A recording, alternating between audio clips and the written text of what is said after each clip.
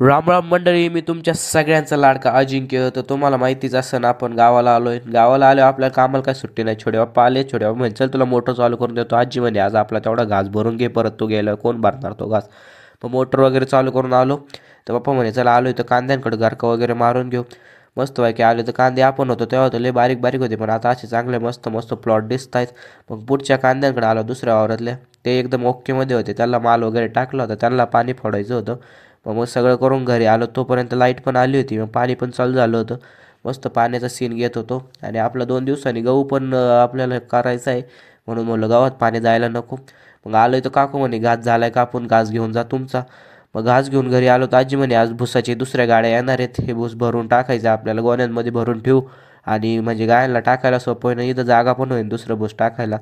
मग ते भूस वगैरे भरून घेतलं रोहन मी.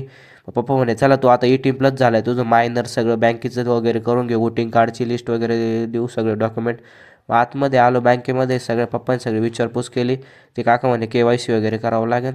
मला वाटलं सगळे डॉक्युमेंट्स मलाच फिल करावं लागतील, पण पप्पाने रोहन दादाने सगळे KYCचे डॉक्युमेंट त्यांनीच फिल केले.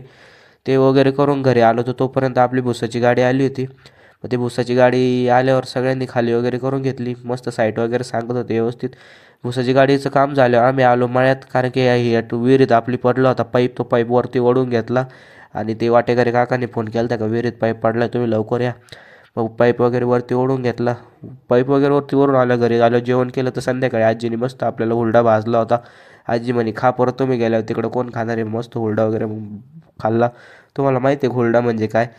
हुरडा म्हणजे हरभऱ्याचे जे कवळे शेंडे वगैरे असतात ना, ते असे भाजून मस्तपैकी त्याची हे करतात आणि ते असं खातात. ते खूप छान लागतं. उद्याचा ब्लॉग पाहायला विसरू नका. चला येतो उद्या सकाळी परत तुमच्या भेटीला नवीन जोमात.